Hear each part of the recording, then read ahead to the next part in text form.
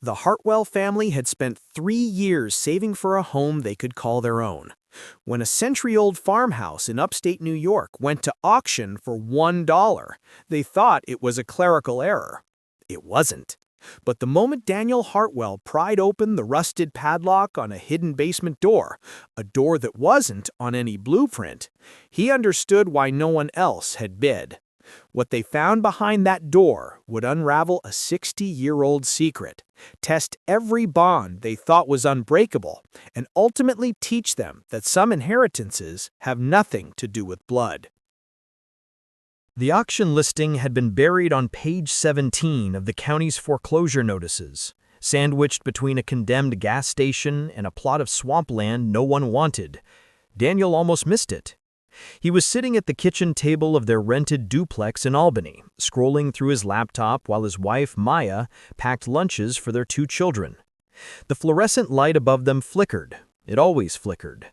And somewhere down the hall, their landlord's dog barked at nothing.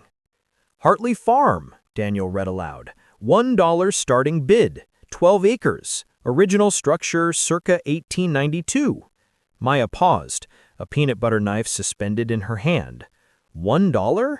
Must be a typo. But it wasn't. Daniel called the county clerk's office the next morning, waited on hold for 47 minutes, and spoke to a woman named Brenda who sounded like she'd been answering the same question all week. "No typo," Brenda said flatly. "The property's been in probate for 6 years. Previous owner died without heirs. Estate just wants it off the books." Daniel leaned against the wall of his office, a cramped cubicle at a regional insurance firm, and pressed the phone harder against his ear. "What's the catch?" Brenda laughed, but it wasn't a kind laugh. "Honey, there's always a catch. House hasn't been occupied since 1987. No inspections. Sold as is. You inherit whatever's in there, good, bad, or ugly." Daniel drove out to see the property that weekend. Maya stayed home with the kids, 10-year-old Sophie and 7-year-old Marcus, because someone had to be practical, and Maya was always the practical one. She'd been the one to suggest renting instead of buying when Daniel lost his job 3 years ago. She'd been the one to pick up extra shifts at the hospital when his unemployment ran out. She'd been the one to keep their family together when everything else was falling apart. The drive took 2 hours. Daniel followed a winding county road through November bare trees until the GPS told him he'd arrived. He pulled onto a gravel driveway overgrown with weeds and sat in his car for a full minute, staring. The house was enormous. 3 stories of weathered clapboard, a wraparound porch sagging in the middle, windows like closed eyes. A barn stood 50 yards to the east, its red paint faded to the color of dried blood. Beyond that, dormant apple trees stretched in crooked rows toward a tree line that seemed to swallow the horizon. Daniel stepped out of the car. The air smelled like cold earth and something sweeter, rot maybe, or just the memory of fruit. He walked up the porch steps, testing each one with his weight. The 3rd step groaned but held. The front door was unlocked. Inside, the house was frozen in time, furniture draped in white sheets. A grandfather clock stopped at 3:47, dust motes spinning in the light that filtered through cracked shutters. Daniel moved through the room slowly, his footsteps echoing on hardwood floors that buckled in places but felt solid beneath his boots. The kitchen was the worst. Water damage had warped the cabinets and something had nested in the walls. But the bones were good. Daniel could see that. The bones were extraordinary. He found the basement door in a hallway behind the kitchen. It was smaller than the others, painted the same cream color as the walls, with a brass handle tarnished green. Daniel turned the handle. Locked. He didn't think much of it then. Old houses had locked doors. He'd come back with tools. 3 weeks later, the Hartwells won the auction. They were the only bidders. Maya cried when Daniel told her. Not from joy, not yet, but from relief and maybe a little fear. They had been treading water for so long that solid ground felt like a foreign country. "We can do this," Daniel said, holding her in their cramped kitchen while Sophie and Marcus watched cartoons in the next room. "I know it's a risk, but Maya, 12 acres, a real house, a place that's ours." Maya pulled back and looked at him. Her eyes were red, but her voice was steady. "Show me the pictures again." He did. She studied each one: the sagging porch, the cracked windows, the overgrown orchard. "It's going to be a lot of work," she said. "I know." "We don't have savings for contractors." "I know." "The kids will have to change schools." "I know." Maya was quiet for a long moment. Then she reached out and touched the screen, her finger resting on the image of the wraparound porch. "My grandmother had a porch like that. She used to sit out there every evening and shell peas into a colander. I'd sit next to her and eat them raw. She said I was going to turn into a pea pod." Maya smiled, a real smile, the kind Daniel hadn't seen in months. "I want that for our kids. A porch, a place to just be." They signed the paperwork on December 1st, moved in on December 15th. The first night they ate pizza on the living room floor because the kitchen wasn't functional yet, and Marcus fell asleep with his head on a rolled-up sleeping bag. Sophie stayed awake, staring at the ceiling. "Dad, do you think this house is haunted?" I looked at the water stains on the plaster, the shadows in the corners, the dust still settling from our footsteps. "No, sweetheart, I think it's just old and lonely and ready for a family again." "Okay," Sophie said, "but if I see a ghost, I'm sleeping in your room." "Deal." The first 2 weeks were a blur of cleaning, repairing, and discovering just how much work the house needed. The plumbing groaned like a wounded animal. The electrical system was a patchwork of decades, some wires so old they crumbled at the touch. Maya found mouse droppings in every cabinet. Daniel fell through a rotted section of the porch and bruised his ribs. Marcus discovered a family of raccoons living in the barn and named them all Gerald. But slowly, painfully, beautifully, the house began to live again. Maya painted the kitchen cabinets white. Daniel replaced the broken windows with glass he salvaged from a demolition site in town. Sophie claimed a room on the second floor with a window seat overlooking the orchard and spent hours there reading books from the local library. Marcus helped Daniel clear brush from the yard and chattered constantly about turning the barn into a raccoon sanctuary/treehouse/space station. They were broke. They were exhausted. They were covered in sawdust and paint and something Daniel was pretty sure was possum fur. They were happy. It was Sophie who found the key. She was exploring the attic on a gray Saturday afternoon, the kind of December day when the light through the windows was the color of old paper. Maya had sent her up to look for anything salvageable. Old furniture, maybe, or books that hadn't been ruined by time. She had found mostly junk, broken chairs, moldy newspapers, a dress form that looked like a headless ghost.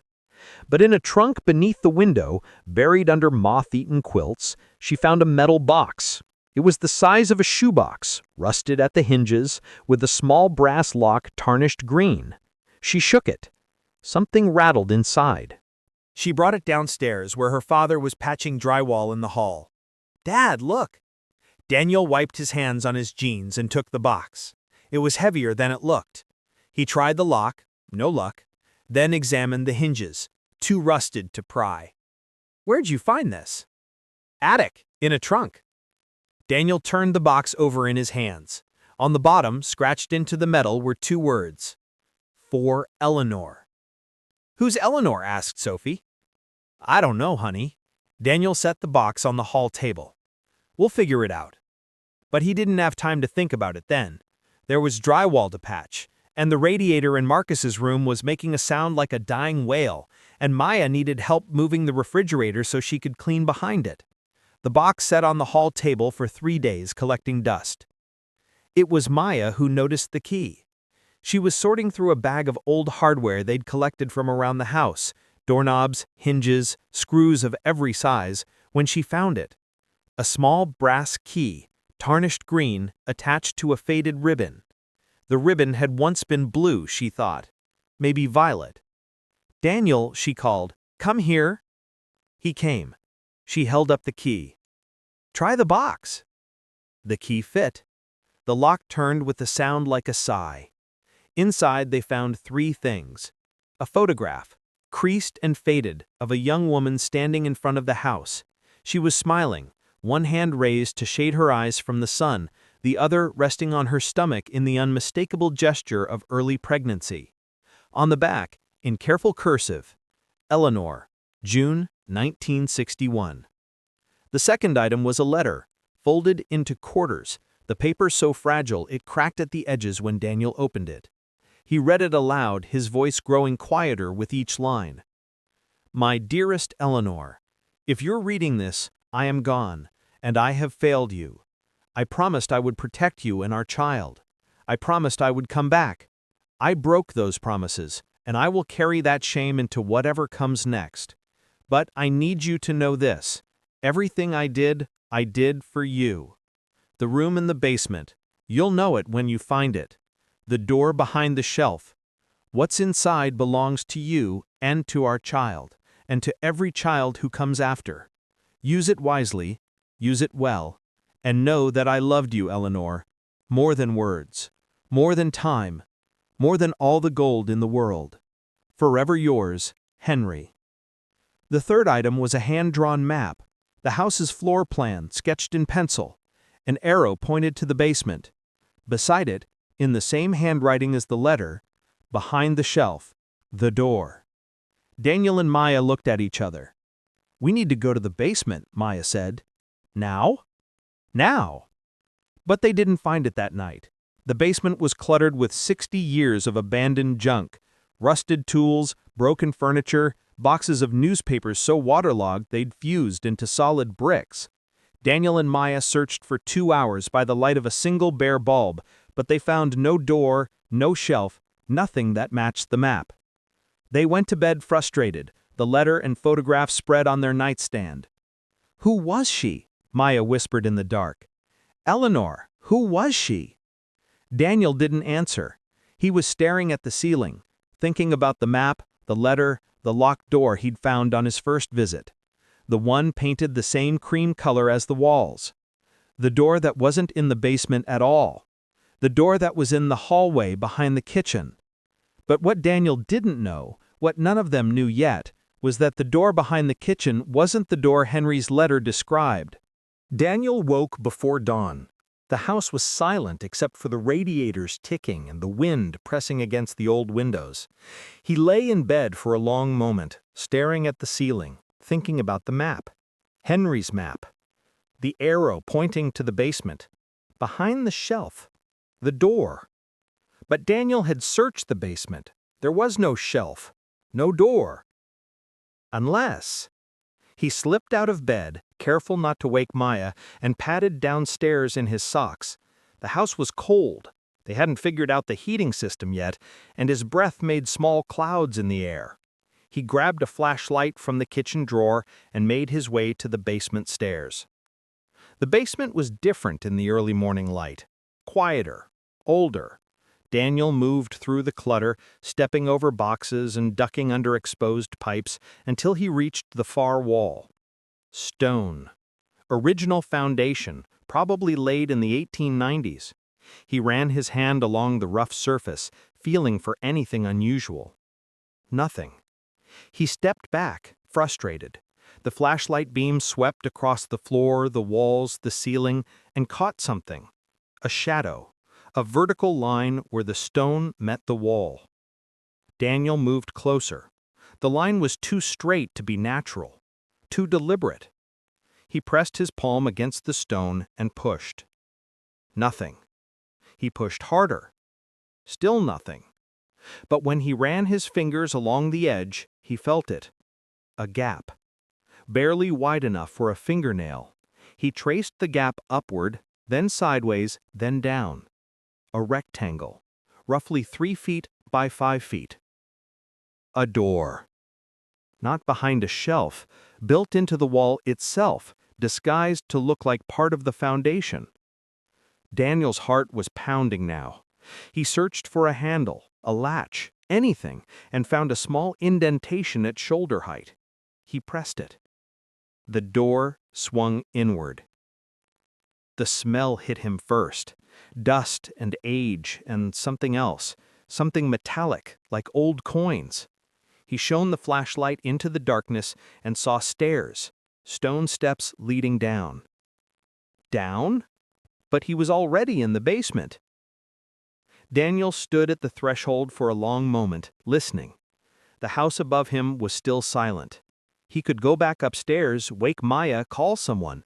He could wait until daylight. Instead, he stepped through the door.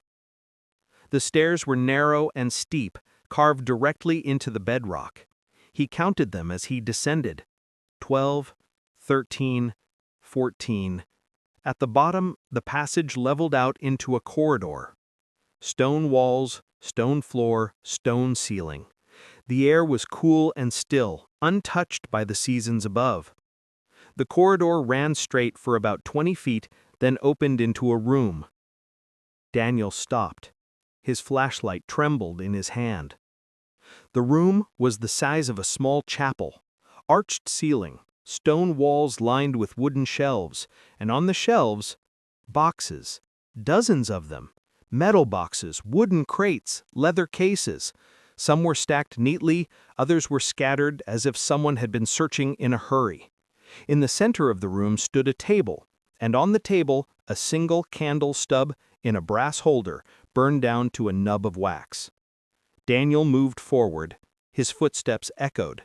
He reached the nearest shelf and lifted the lid of a wooden box.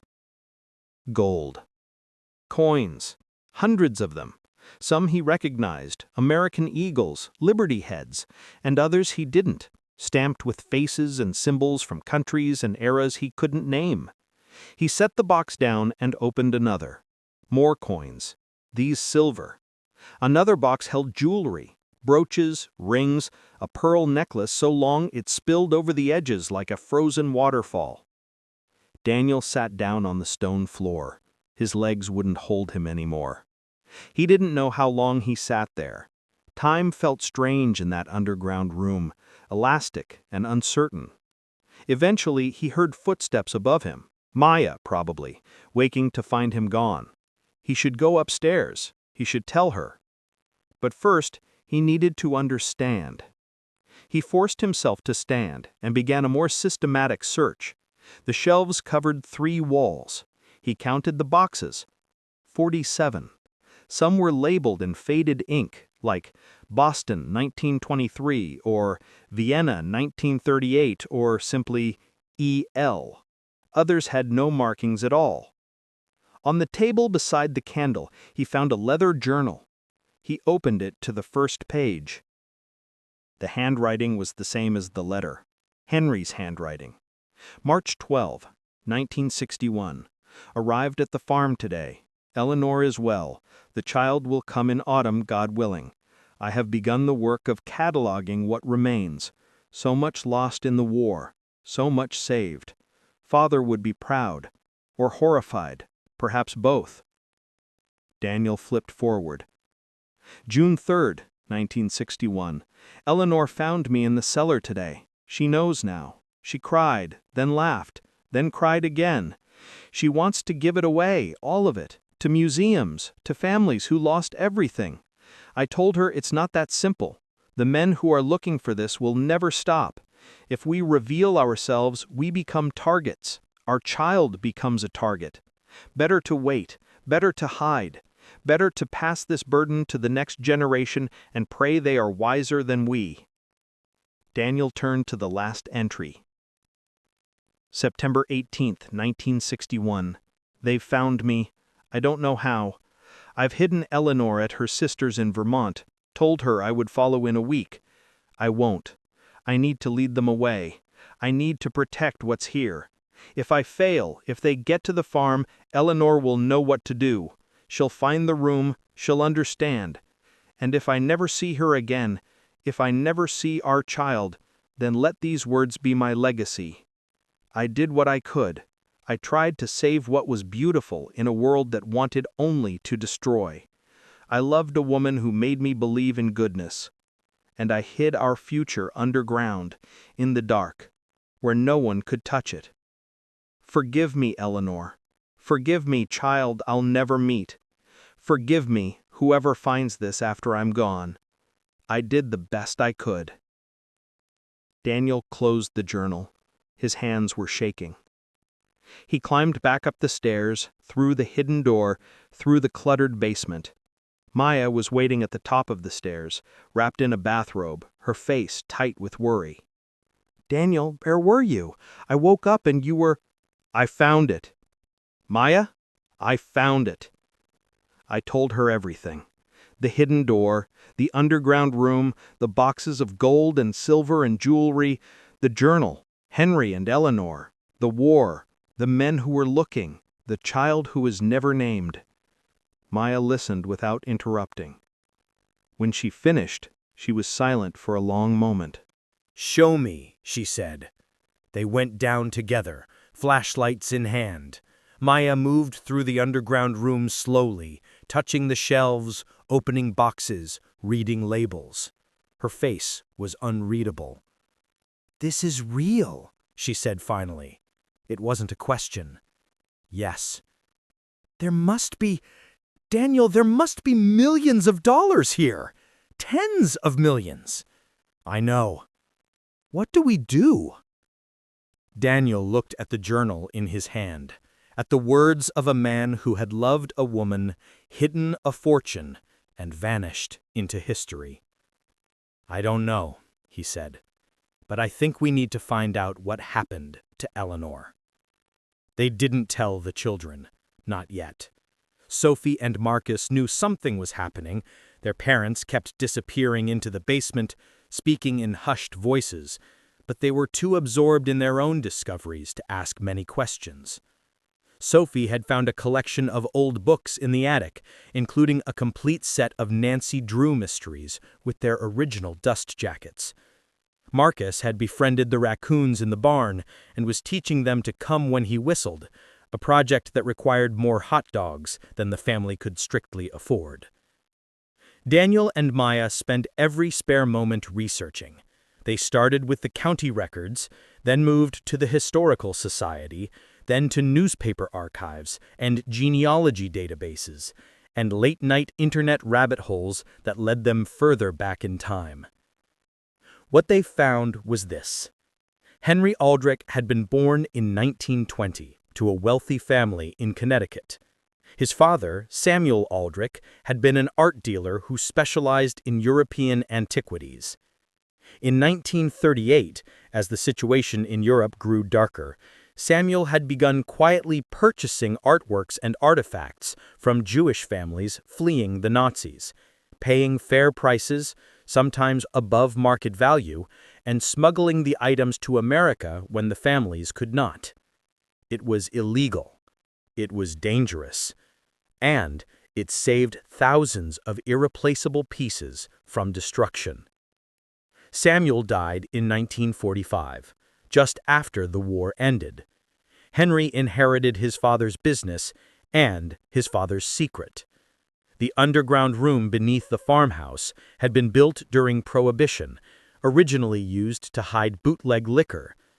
Henry had converted it to store his father's collection, the art, the jewelry, the coins, the artifacts. All of it purchased legally, technically, but all of it connected to families who had been scattered across the globe, their records lost, their heirs unknown. Henry had married Eleanor Carter in 1959. She was a schoolteacher from a small town in Vermont, 23 years old, with no idea that the man she loved was sitting on one of the largest private collections of Holocaust-era art and artifacts in America. She found out in 1961, 3 months before their child was due. The journal entries filled in some gaps. Henry had been approached by men, he never named them, never described them, who wanted the collection. They claimed to represent original owners who wanted their property returned. Henry didn't believe them. He'd seen what happened to people who trusted the wrong men. He had spent years tracking down the real families, returning what he could, keeping meticulous records of what remained and who it truly belonged to. But the men kept coming. And in September 1961, Henry ran. The last record Daniel and Maya could find was a death certificate.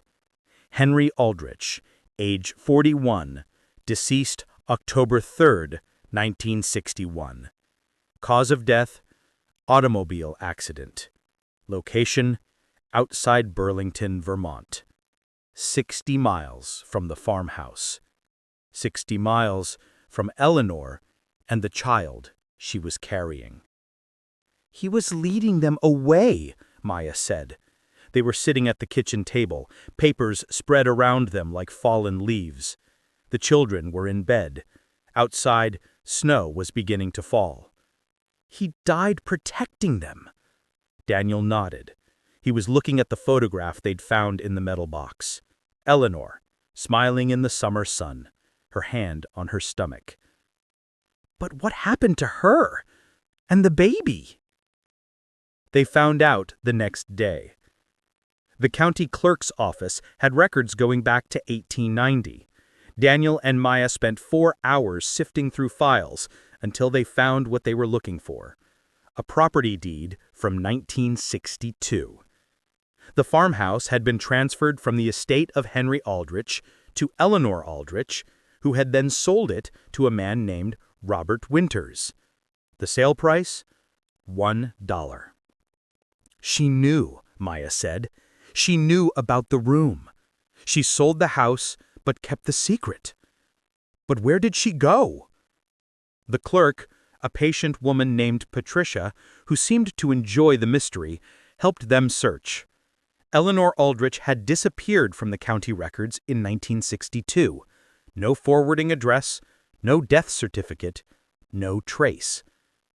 "Try Vermont," Patricia suggested. "You said she had family there." They did, and finally, after 3 weeks of searching, they found her. Eleanor Aldrich had changed her name after her husband's death. She'd become Eleanor Grant, using her mother's maiden name, and had raised her daughter, Ruth, in a small town outside Burlington. She'd worked as a schoolteacher until her retirement in 1992. She'd lived quietly, modestly, never speaking of the past. She had died in 2019 at the age of 82. But Ruth was still alive. Daniel found her phone number in a public directory. He called on a Tuesday evening, his hands shaking, Maya listening on speakerphone. "Hello?" The voice was a woman's, older but clear. Daniel introduced himself, explained about the house, the auction, the $1 purchase. He didn't mention the underground room. Not yet. There was a long pause. "You bought the farm. My father's farm." "Yes." Another pause. Daniel could hear her breathing, slow and deliberate. "I was born there. October 15th, 1961. 2 weeks after my father died. My mother never went back. She couldn't. But she talked about it sometimes. The house with the wraparound porch, the apple orchard. She said it was the only place she ever felt safe." Daniel looked at Maya. Maya nodded.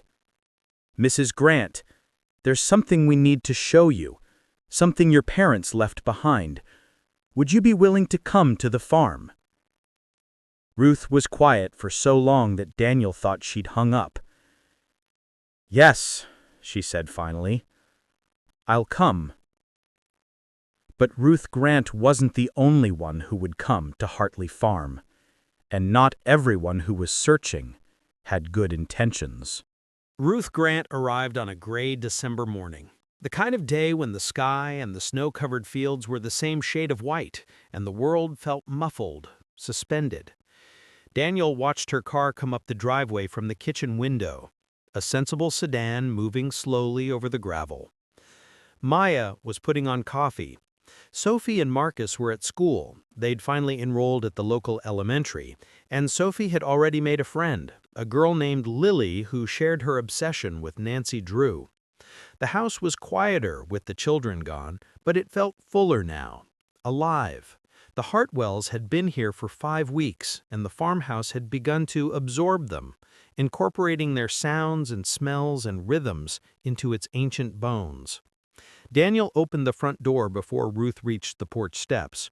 She was smaller than he'd expected, a woman in her early 60s with silver hair cut short and practical, wearing a navy coat that looked like it had survived several decades of Vermont winters.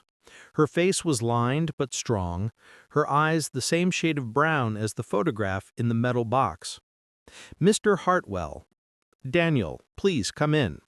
She stepped over the threshold and stopped. Her eyes moved across the foyer, the staircase, the hall leading to the kitchen. She was trembling, Daniel realized, just slightly, just enough that he could see her hands shaking as she removed her gloves. "I haven't been here since I was 2 weeks old," she said. "My mother brought me once to sign the papers. She carried me the whole time, wouldn't put me down. The realtor said it was unusual, but Mother didn't care." Ruth's voice was steady, but her eyes were wet. "She said she needed to hold me, so she could feel something besides grief." Maya appeared with coffee. The three of them sat in the living room, the room Daniel and Maya had reclaimed from dust and cobwebs and 60 years of neglect, and talked for nearly an hour. Ruth shared what she knew of her mother's life, the quiet years in Vermont, the teaching career, the careful silence about the past. Eleanor had kept one photograph of Henry, Ruth said, just one. She'd kept it in a drawer beside her bed, and when Ruth found it after her mother's death, she'd understood for the first time that Eleanor had never stopped loving him. "She never remarried," Ruth said. "I asked her once when I was a teenager. I thought she was lonely. She said she wasn't. She said she had me, and she had her memories, and that was more than enough." Daniel looked at Maya. Maya gave a small nod. "Mrs. Grant, Ruth, there's something we need to show you." He led her to the basement. Maya followed. They moved through the clutter, less now than before, the Hartwells had been steadily clearing it, until they reached the far wall. Daniel pressed the hidden latch. The door swung inward. Ruth made a sound, not a word, not a cry, something in between. Her hand found the wall for support. "My mother told me, when she was dying, she told me there was a room, a secret room. She said my father built it to protect something precious. She said it belonged to me, but she'd never been brave enough to go back for it. She said she was sorry, that she'd failed me." "She didn't fail you," Maya said gently. "She kept you safe. That's not failure." Ruth wiped her eyes with the back of her hand. "Show me." They descended together. Daniel went first with a flashlight, then Ruth, then Maya.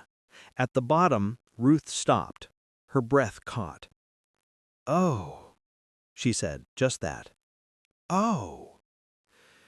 She moved through the underground room like someone walking through a dream. She touched the shelves, the boxes, the leather journal on the table. She opened a crate and found a painting, small, exquisite, a portrait of a woman in a blue dress that seemed to glow in the flashlight beam. "Vermeer," Ruth said. "My God, it's a Vermeer." "You know art?" "I taught art history, 30 years at the University of Vermont." Ruth set the painting down carefully, reverently. Daniel, do you understand what this is? These aren't just valuables. These are pieces of history, lost history, stolen by the Nazis, bought back by my grandfather, hidden by my father." She turned to face them, her eyes bright. "And they're still here." Daniel handed her the journal. Ruth read it in silence, her face shifting through emotions Daniel couldn't name. When she finished, she closed the book and held it against her chest. "He loved her. He loved us. He gave everything to protect us." "Yes," Maya said, "he did." Ruth was quiet for a long moment. Then she looked up, her expression resolute. "We need to give this back. All of it. To the families it belonged to." That might be complicated," Daniel said. "The records are 60 years old, the families might not exist anymore, and there are people who—" "I know," Ruth's voice was steady now, certain. My mother told me about the men who came looking. They were afraid of them her whole life, but she was also ashamed. Ashamed that she'd hidden instead of fought. Ashamed that she let fear win. Ruth straightened her spine. I'm not going to make the same choice. This collection needs to go back to the people it belongs to, whatever the risk. They spent the next 3 hours making a plan. Ruth would contact colleagues in the art history world, people who specialized in provenance research, in tracking lost Holocaust-era artworks. Daniel and Maya would document everything in the underground room, creating a careful inventory. They would work quietly at first to avoid attracting attention, but eventually they would go public. They would tell the truth. It was the right thing to do. They all agreed on that. But doing the right thing, Daniel would learn, was never simple. The first sign of trouble came a week later. Daniel was in town picking up supplies from the hardware store when he noticed a car parked across the street from the pharmacy. A black sedan, newer than most of the vehicles in Hartley, with tinted windows and out-of-state plates. The driver was sitting behind the wheel, not moving, just watching. Daniel loaded his supplies into his truck and drove home. The sedan didn't follow him, at least he didn't think it did. But when he got back to the farm, he found Sophie sitting on the porch steps, looking troubled. "Dad, there was a man here." Daniel's stomach tightened. "What kind of man?" "He said he was a real estate agent. He wanted to know if we were interested in selling the house." Sophie frowned. "But he didn't really look like a real estate agent. His shoes were too nice." "What did you tell him?" "Nothing. Mom came out and told him we weren't interested, and he left. But Dad—" She looked up at him, her eyes serious. "He knew my name. He called me Sophie. How did he know my name?" Daniel kneeled down so he was at her level. His heart was pounding, but he kept his voice calm. "I don't know, sweetheart, but I'm going to find out. And I need you to do something for me. If anyone you don't know comes to the house again, don't talk to them. Go inside and find Mom or me, okay?" Sophie nodded. "Is something wrong, Dad?" Daniel looked at the farmhouse, at the porch Maya wanted, at the windows they'd replaced together. He thought about the underground room and everything it contained. He thought about Henry Aldrich, who had died, trying to lead dangerous men away from his family. "I don't know yet," he said, "but we're going to be careful, just in case." That night, after the children were in bed, Daniel and Maya sat at the kitchen table and talked. Maya had seen the man too, tall, well-dressed, with a smile that didn't reach his eyes.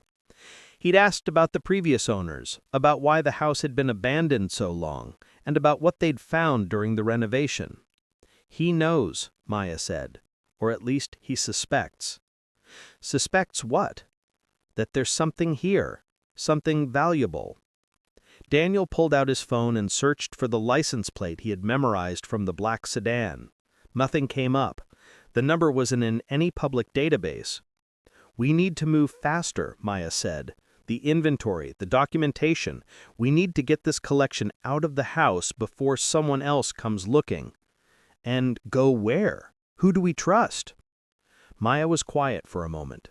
Then she reached across the table and took his hand. "Ruth," she said. "We trust Ruth, and she knows people who can help." They called Ruth that night. She listened, asked careful questions, and then said the words Daniel had been dreading.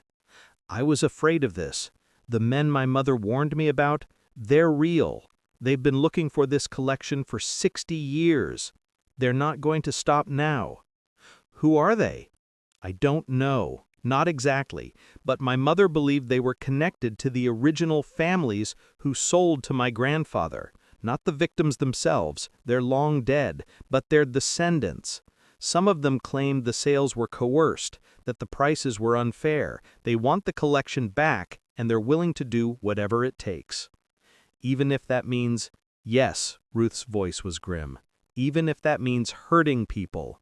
My father found that out. It's why he ran." Daniel looked at Maya. Her face was pale but determined. "What do we do?" he asked Ruth. "We get help. I know someone, a lawyer who specializes in art restitution. She's handled cases like this before. Her name is Miriam Roth. I'll call her tonight." Miriam Roth arrived 3 days later. She was a small woman with sharp eyes and silver-streaked hair, dressed in a gray suit that somehow made her look both elegant and dangerous. She examined the underground room for 2 hours, taking photographs, making notes, murmuring to herself in a mixture of English and what Daniel later learned was German. When she emerged, her expression was unreadable. "This is extraordinary," she said. "One of the most significant private collections I've ever seen. The documentation alone." She shook her head. "Your grandfather-in-law was meticulous, Ruth. He kept records of every purchase, names, dates, amounts paid. It's all here." "Can you help us return it to the rightful owners?" Ruth asked. Miriam was quiet for a long moment. "I can try, but you need to understand something. Cases like this take years, decades sometimes. The legal complexities are enormous, and there will be people who fight you every step of the way. Not just the families who want the collection back, but dealers, collectors, museums. There's a lot of money at stake, a lot of reputations." "We don't care about the money," Daniel said. Miriam looked at him. Her expression softened just slightly. "I believe you. That's why I'm going to help." Over the next 2 weeks, Miriam assembled a team: researchers, archivists, translators who could work through documents in 6 languages.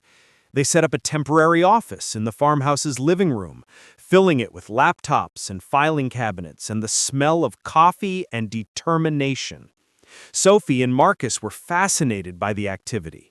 Sophie peppered the researchers with questions about the artworks, while Marcus appointed himself official snack delivery specialist and made the rounds with plates of cookies Maya baked each afternoon.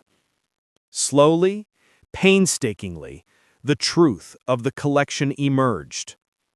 Samuel Aldrich, Henry's father, had saved more than 300 pieces from destruction: paintings by minor masters and major ones, jewelry that had belonged to families scattered across Europe, coins minted in kingdoms that no longer existed. Each piece had a story. Each story was a tragedy. But there were also stories of hope.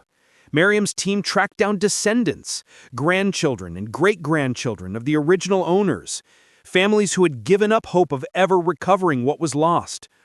A woman in Israel wept when she saw photographs of her grandmother's pearl necklace, the one she'd been told about in bedtime stories but never believed existed. A man in Chicago flew to New York to see a painting that hung in his family's Vienna apartment until 1938. "My grandfather described this painting to me," the man said, standing in Miriam's office, tears streaming down his face. "The woman in the blue dress looked like my grandmother. I thought he was making it up. I thought it was just a story." The process was slow. It was complicated, but it was working. And then the second visitor came. It was a Sunday afternoon, cold and clear, the kind of day when the snow crunched underfoot and your breath hung in the air like a question. Daniel was outside, clearing brush from the orchard, when he saw the car.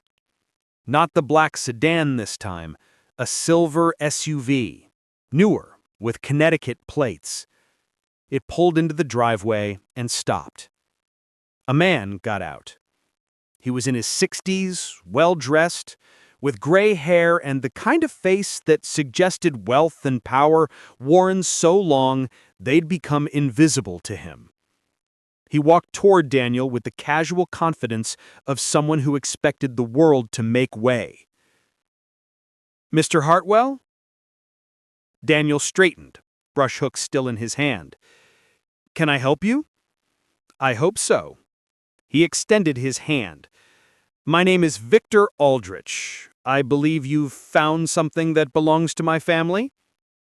Daniel didn't shake his hand. Aldrich? Henry Aldrich was my uncle. His brother, my father, was Thomas Aldrich. When Henry died, the estate should have passed to my father, but it didn't. Someone, Victor's jaw tightened. Someone hid it, kept it secret for 60 years, and now I understand it's been found. Daniel felt something cold settle in his chest. How did you know? Victor smiled. It was not a pleasant smile. Mr. Hartwell, my family has been looking for this collection since 1961. Do you really think we wouldn't notice when researchers start asking questions about provenance? When lawyers file paperwork referencing artifacts that haven't been seen in decades? He stepped closer, close enough that Daniel could smell his cologne. That collection belongs to the Aldrich family, not to you, not to Ruth Grant, not to the descendants of people who sold their belongings willingly for cash during a time of crisis. They were fleeing the Nazis. They were selling. There's a difference. Daniel's grip tightened on the brush hook. I think you should leave. I will, but first consider this. Victor reached into his coat and produced a business card. I'm prepared to offer you $2 million for the property and everything in it. No questions asked. You walk away rich. Your family is taken care of. Everyone wins. And the artifacts? The families who lost them? Not your concern. Victor held out the card. Take your time.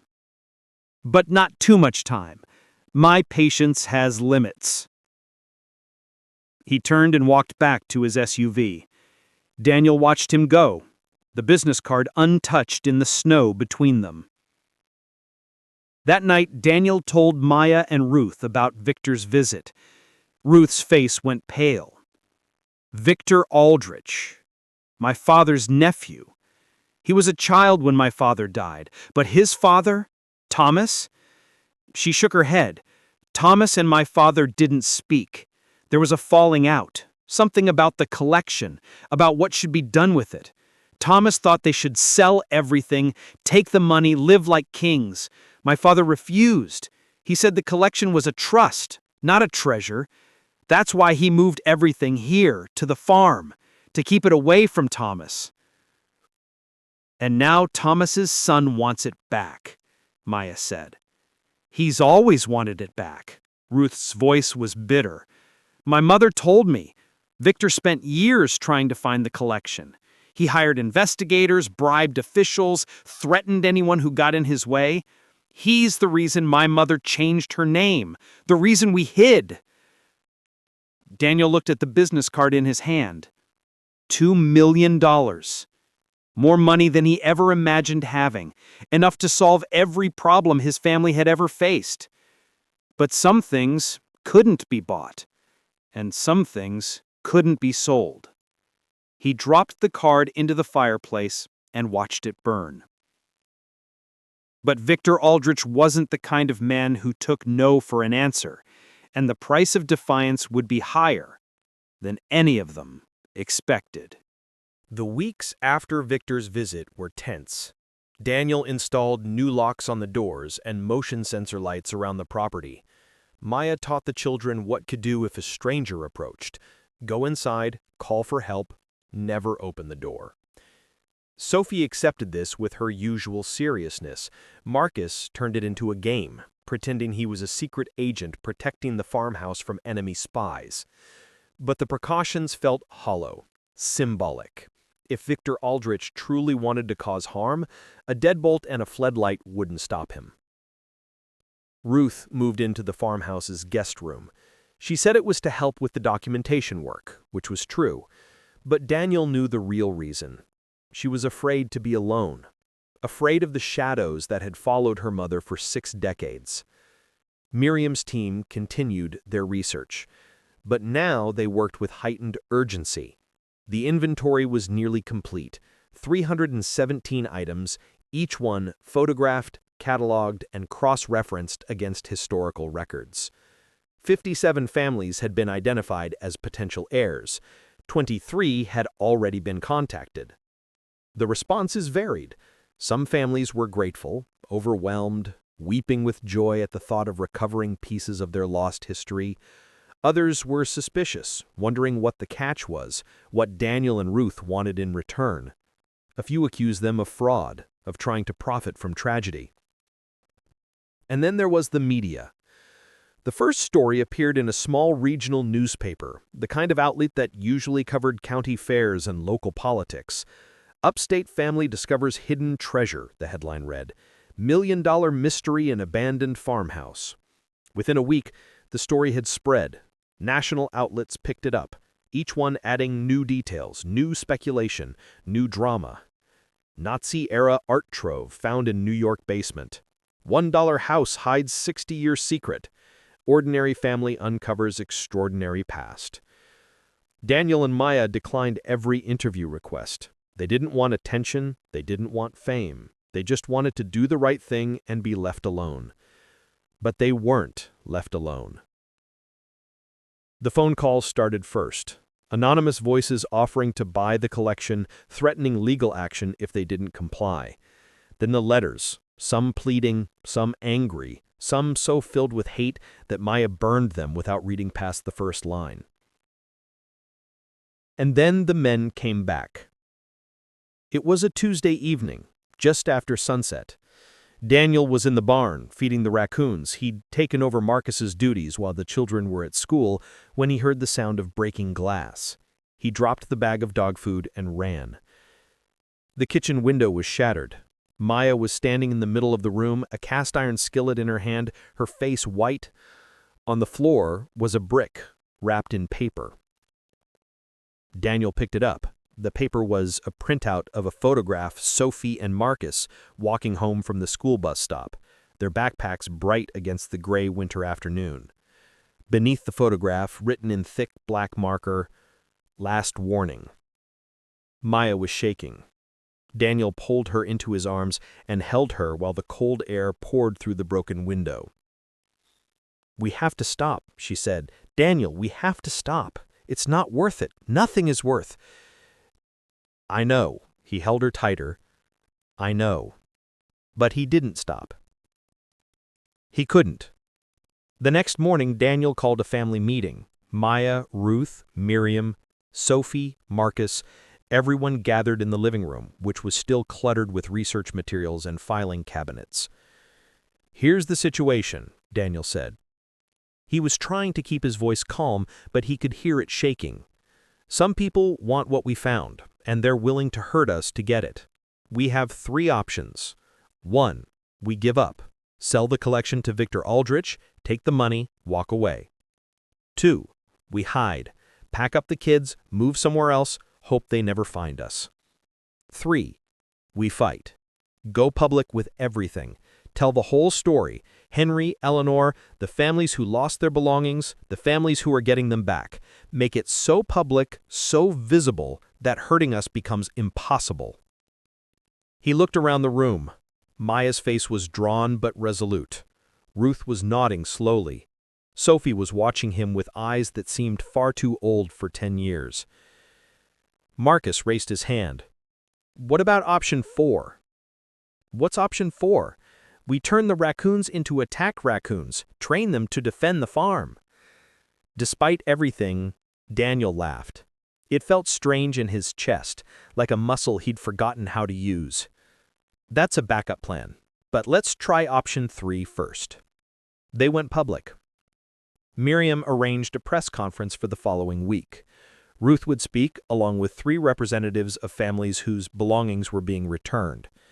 Daniel and Maya would be there too, but in the background. This wasn't their story, they insisted. They were just the people who happened to buy a house. The press conference was held in the Hartley Town Hall, a modest building with oak paneling and portraits of mayors past.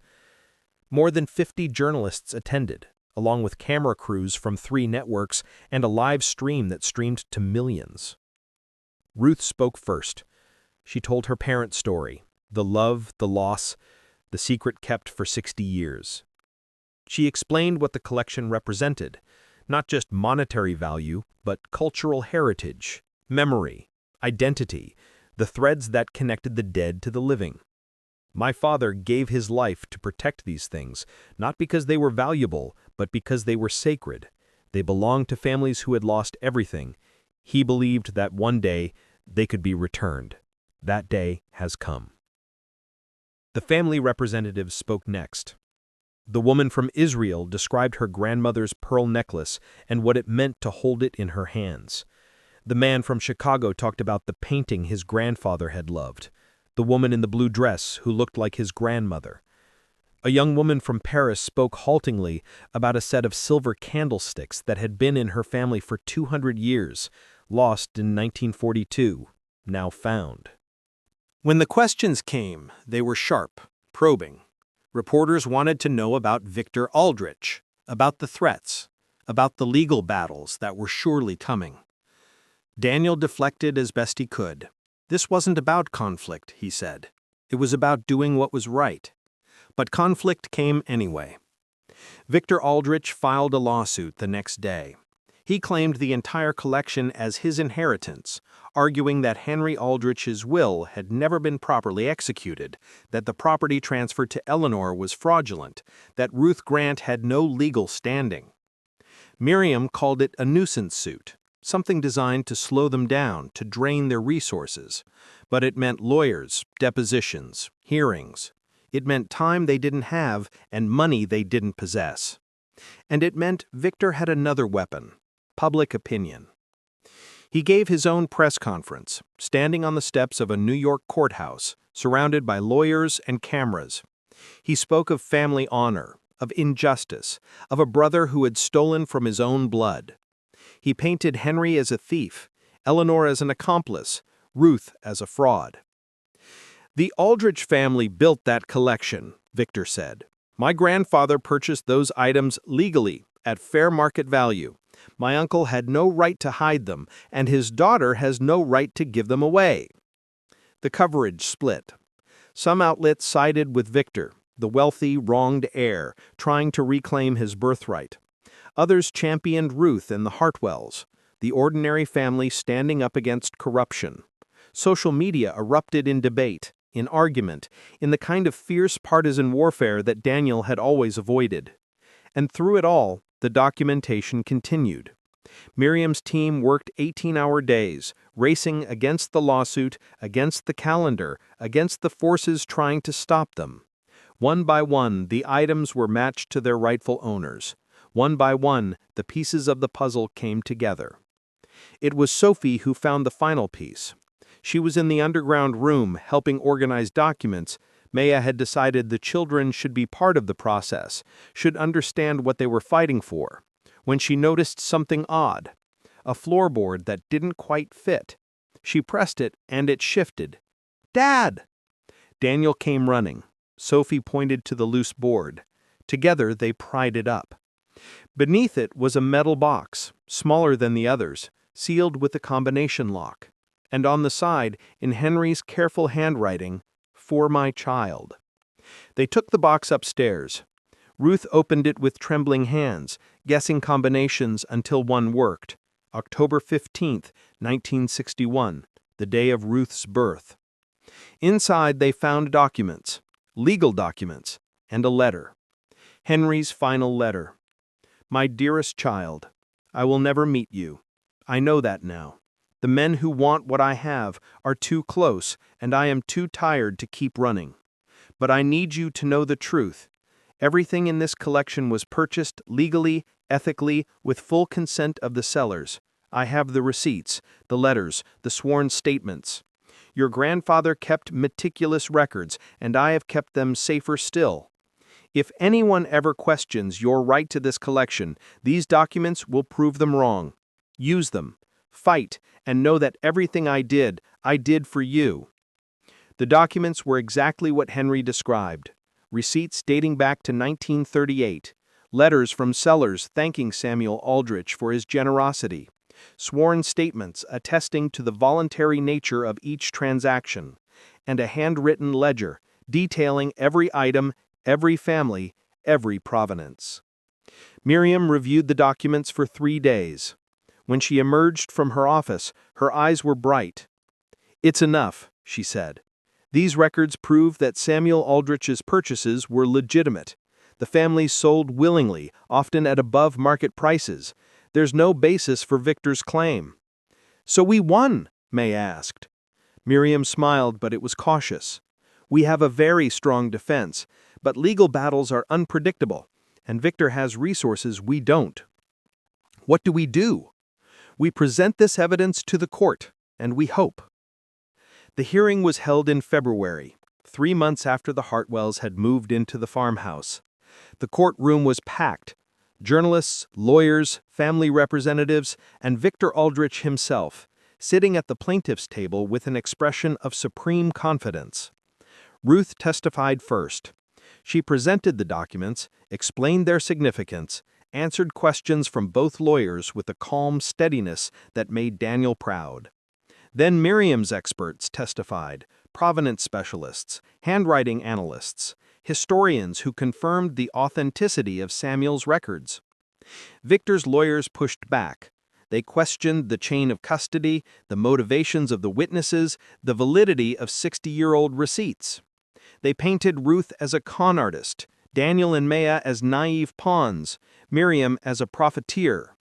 But the evidence held. The judge's ruling came a week later. He dismissed Victor's claim in his entirety, citing the overwhelming documentation proving legitimate ownership. He also ordered Victor to pay the defendant's legal fees, calling his lawsuit frivolous, vindictive, and without merit. Victor Aldrich stood in the courtroom, his face rigid with fury. He didn't speak. He didn't need to. His eyes said everything. But he was done, and the collection was finally, truly safe. Yet victory in the courtroom was only the beginning, because returning 300 pieces of lost history would take years, and the Hartwell family was about to learn that some gifts change the giver as much as the receiver. Spring came slowly to Hartley Farm that year. The snow melted in patches, revealing mud and dead grass and the stubborn green tips of crocuses pushing through the soil. The apple trees in the orchard were still bare, but if you looked closely, you could see the buds forming, small, tight promises of blossoms to come. The Hartwells had been in the farmhouse for 5 months. It felt like 5 years. They had survived a legal battle, media scrutiny, anonymous threats, and one memorable incident when Marcus accidentally released all the raccoons at once and they invaded the kitchen looking for hot dogs. They had rebuilt a house and uncovered a secret and changed the course of dozens of lives. And now, finally, they could breathe. The collection's return was proceeding steadily under Miriam's guidance. Each transfer was a small ceremony, photographs taken, hands shaken, tears shed. Ruth attended every one, representing her parents, bearing witness to the healing they had made possible. Daniel and Maya attended when they could, though more often they stayed at the farm, tending to the house and the children and the ordinary rhythms of family life. Sophie had finished all the Nancy Drew books from the attic and had moved on to writing her own mystery stories, set in a farmhouse remarkably similar to their own.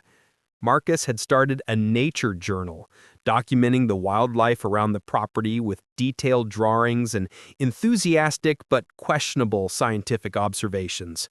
"The raccoons are nocturnal," one entry read, except Gerald number 3, who is scared of the dark and prefers naps. Maya had returned to nursing, taking a position at the local hospital 3 days a week. The salary wasn't much, but it was enough. Combined with Daniel's insurance job and the modest funds Ruth had shared from the collection's recovered value, they were financially stable for the first time in years. And Daniel had started something new. It began.